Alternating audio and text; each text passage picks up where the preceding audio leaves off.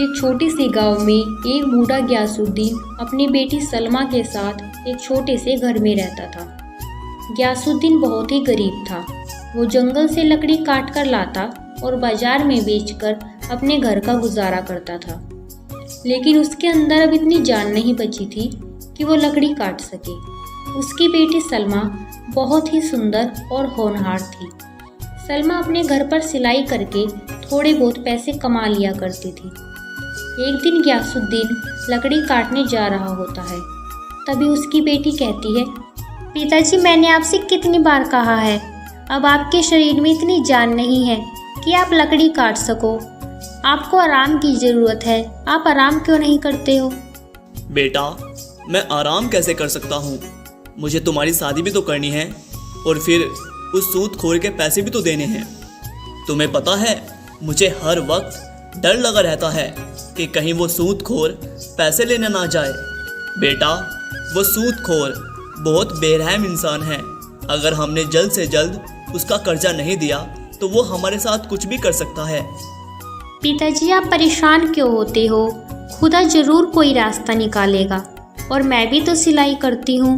आज से मैं दिन रात सिलाई करूँगी, जिससे हम उस सूदखोर के पैसे दे देंगे। बेटी की ये बात सुनकर बूढ़े गयासुद्दीन की आंखों में आंसू आ जाते हैं और बगैर कुछ कहे जंगल की ओर निकल जाता है।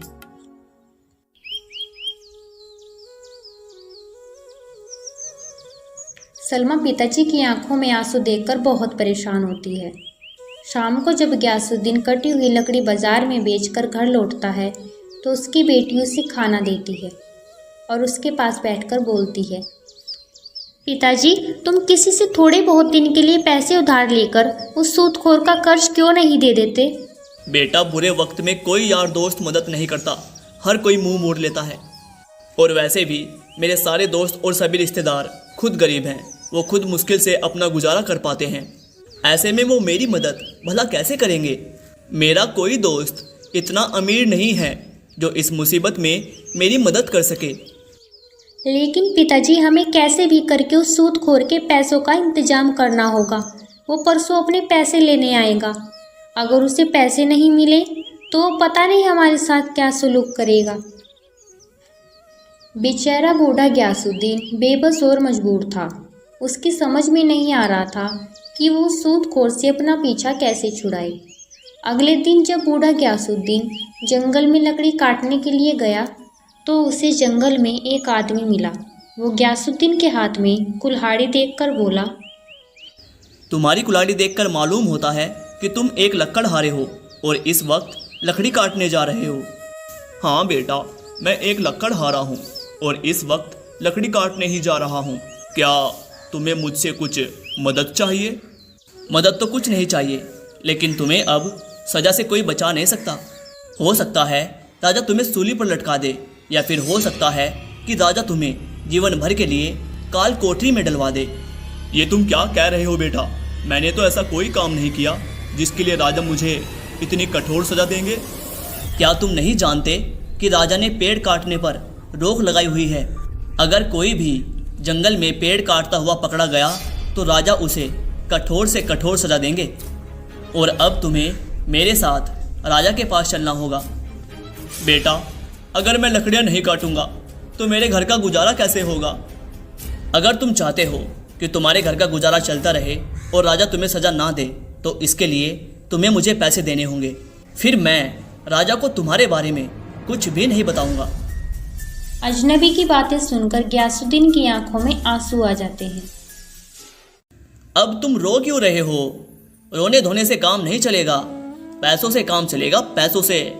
अगर तुम चाहते हो कि राजा तुम्हें सजा ना दे तो तुम्हें पैसे देने ही होंगे। बेटा, पैसे तो मेरे पास नहीं है। अगर तुम चाहो तो मुझे राजा के पास ले जा सकते हो। तुम्हें सजा से डर नहीं लगता जो चंद पैसों के लिए तुम अपनी जान जोखिम में डाल रहे हो? बेटा, मेरी एक जवान बेटी है, मुझे उसकी शादी भी करनी है और उससे पहले मुझे एक सूदखोर के पैसे भी देने हैं। पैसे ना दिए तो वो सूदखोर मेरी जान ले लेगा। तुम्हें बताओ बेटा, मैं क्या करूं? बूढ़ा गयासुद्दीन अपनी सारी बात इस अजनबी आदमी को बताता है गयासुद्दीन की बात सुनकर वो कहता है, देखो वैसे तो मैं किसी पर भी रहम नहीं करता हूँ, लेकिन तुम बूढ़े हो और तुम्हारी एक बेटी भी है जिसकी तुम्हें शादी करनी है। देखो बाबा, मैंने आज तक अपनी ज़िंदगी में कोई भी अच्छा काम नहीं किया है, लेकिन हाँ आज ज़रूर करूँगा। क्या पता इस काम से ईश्वर मुझसे राजी हो जाए और मेरे पापों को क्षमा कर दे। तभी वो आदमी सोने के सिक्कों से भरी एक थैली निकालकर गयासुद्दीन को दे देता है। इस थैली में सोने के सिक्के हैं। इन सिक्कों से तुम सूदखोर का कर्ज दे देना और बचे हुए सिक्कों से तुम अपनी बेटी की शादी कर देना। अब तुम यहाँ से जाओ, इससे पहले तुम्हें यहाँ कोई और देख ले। बूढ़ा गयासुद्दीन उस आदमी को दुआ देता है और खुशी खुशी अपने घर की ओर निकल जाता है।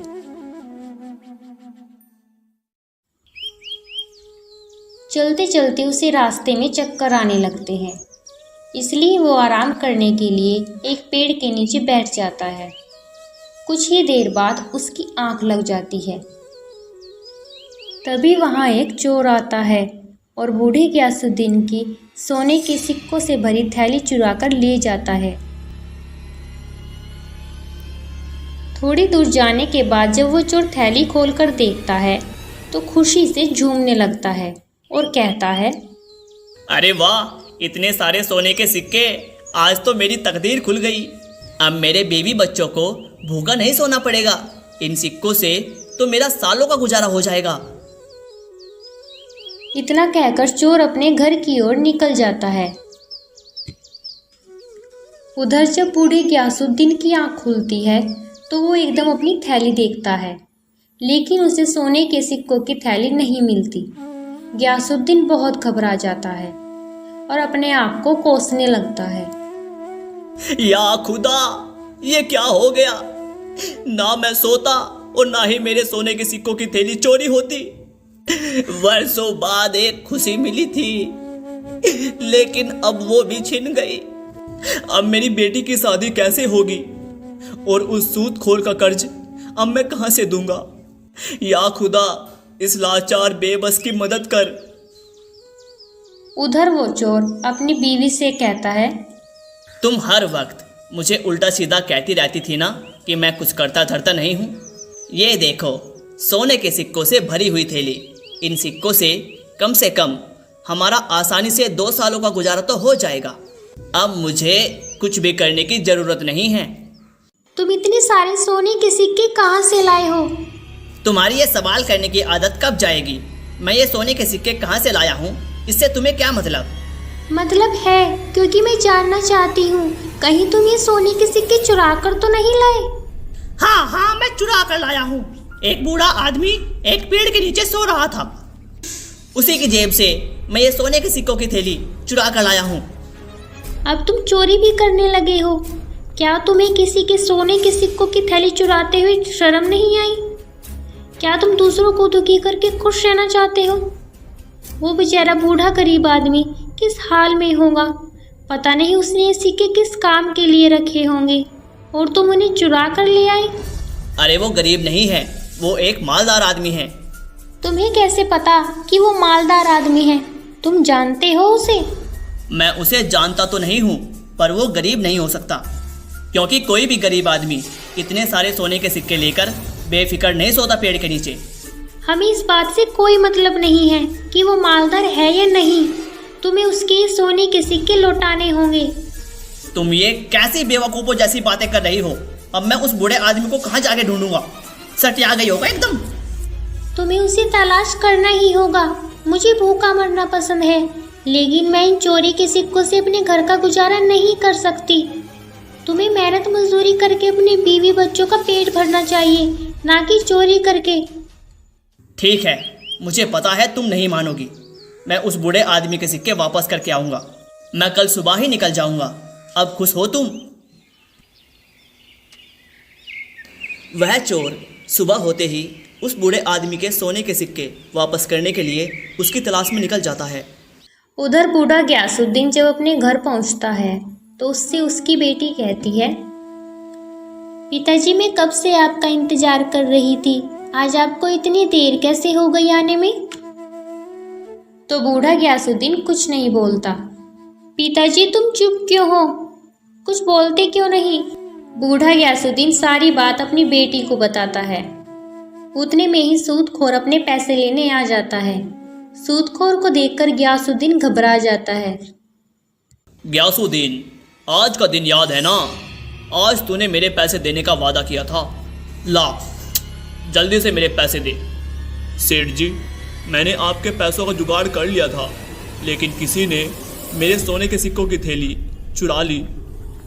तूने मुझे बेवकूफ़ समझा है क्या कि जो तू मुझे ये झूठी कहानी सुनाएगा और मैं उस पर यकीन करके तुझसे पैसे नहीं लूँगा?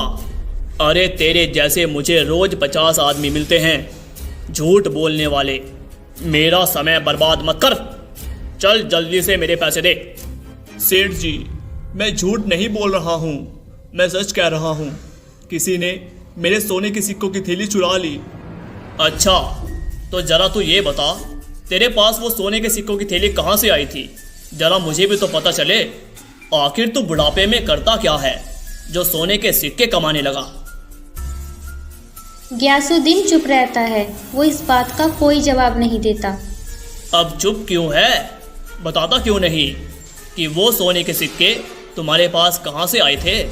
तुझे बुढ़ापे में झूठ बोलते हुए शर्म नहीं आती? तू मेरे पैसे ऐसे नहीं देगा।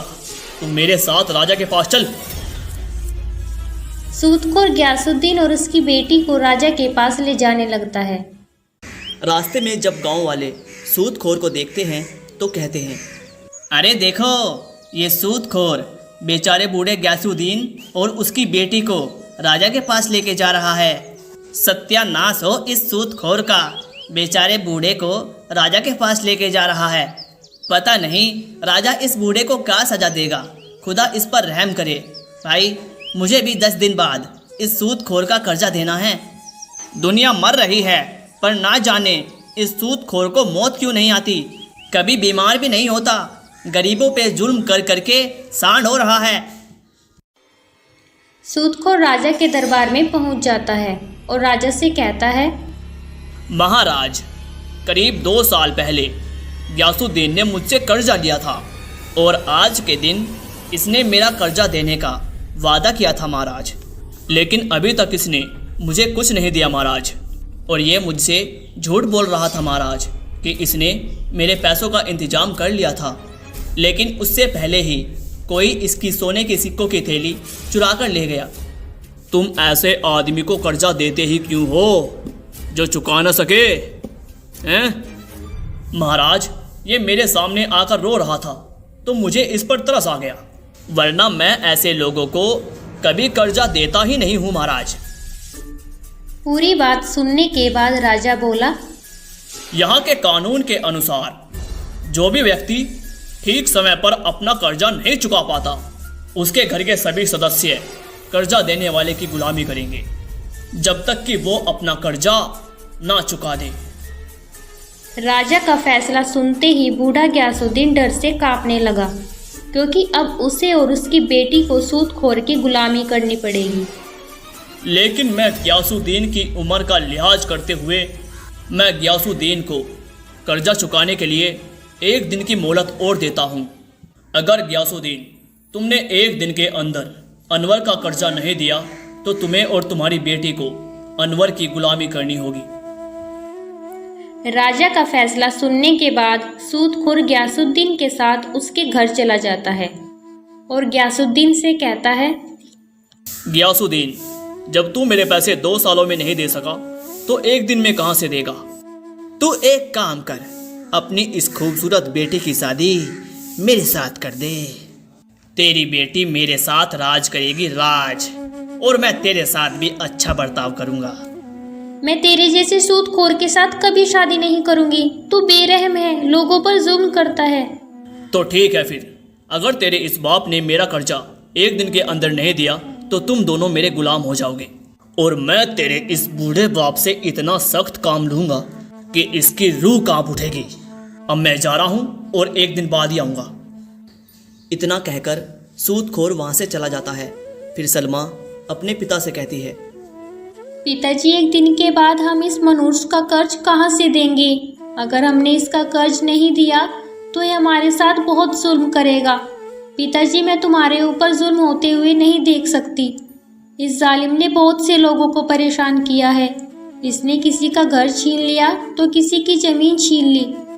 पिताजी, अगर आपकी इजाज़त हो तो मैं इस मनुष्य सूदखोर के साथ शादी कर लेती हूँ, वरना ये तुम्हारे साथ बहुत बुरा सलूक करेगा। नहीं बेटा, तुम इस सूदखोर से बिल्कुल शादी मत करना। शादी तो क्या, तुम इसके बारे में सोचना भी मत। बेटा, अगर हमारे मुकद्दर में इस सूदखोर की गुलामी लिखी है तो हम इससे भाग नहीं सकते।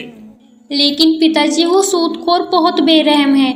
उसे किसी पर तरस नहीं आता। वो तुम्हारी उम्र का भी लिहाज नहीं करेगा। बेटी, तुम चिंता मत करो, खुदा जरूर कोई रास्ता निकालेगा। इतना कहकर बूढ़ा गयासुद्दीन जंगल की ओर निकल जाता है और उसी पेड़ के नीचे जाकर बैठ जाता है जहाँ से उसके सोने के सिक्कों की थैली चोरी हुई थी।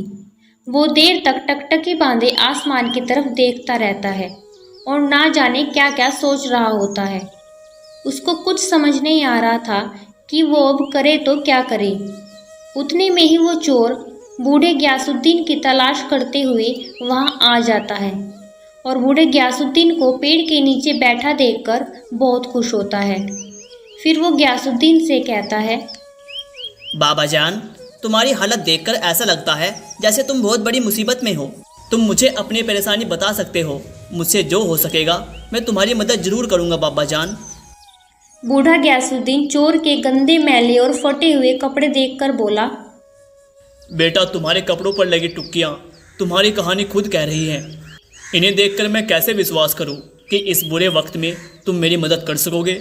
सुनो बाबा जान, तुम मेरे कपड़ों पर लगी टुक्कियों को देखकर मेरी हालत पर मत जाओ।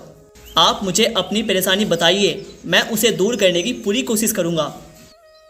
बेटा, 2 साल पहले मैंने एक सूदखोर से कर्जा लिया था, लेकिन अभी तक मैं उसका कर्जा चुका नहीं पाया हूँ। और अगर कल तक मैं उसका कर्जा नहीं दे पाया तो मुझे और मेरी बेटी को कल से उसकी गुलामी करनी होगी। कुछ समय पहले एक नेक इंसान ने मुझे कुछ सोने के सिक्के दिए थे। मैंने सोचा इन सोने के सिक्कों से सूदखोर का कर्जा चुका दूंगा और अपनी बेटी की शादी भी कर दूंगा। लेकिन जब मैं इस पेड़ के नीचे सो रहा था तो किसी ने वो सोने के सिक्कों की थैली चुरा ली। चोर सोने के सिक्कों की थैली उस बूढ़े गयासुद्दीन के सामने रखकर कहता है, क्या ये तो नहीं तुम्हारे सोने के सिक्कों की थैली? सोने के सिक्कों की थैली देखकर बूढ़ा गयासुद्दीन खुशी से चिल्लाते हुए बोलता है, तुम्हारे पास ये सोने के सिक्कों की थैली कहाँ से आई? ये तो किसी ने चुरा ली थी। दरअसल मैं एक गरीब आदमी हूँ। मेरे घर में खाने के लिए कुछ नहीं था। मेरी बीवी बच्चे भूखे थे, इसीलिए मैं कोई काम ढूंढने के लिए बाहर निकला था, लेकिन बाहर मुझे कोई काम नहीं मिला। और जब मैं इधर से गुजर रहा था तो आप मुझे इस पेड़ के नीचे सोते हुए दिखाई दिए, तो मैंने ये सोने के सिक्कों की थैली आपसे चुरा ली, जिससे मेरे घर का गुजारा हो सके और मेरे बीवी बच्चों को भूखा ना सोना पड़े। लेकिन मेरी पत्नी ने कहा कि मुझे भूखा मरना पसंद है, लेकिन चोरी के सिक्कों से अपने घर का गुजारा नहीं कर सकती।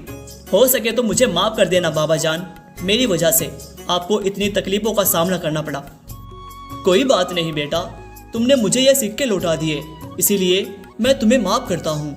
अब मैं इन सिक्कों से उस सूदखोर का कर्जा दे दूंगा और बचे हुए सिक्कों से अपनी बेटी की शादी करूंगा। बेटा, अब मुझे चलना चाहिए।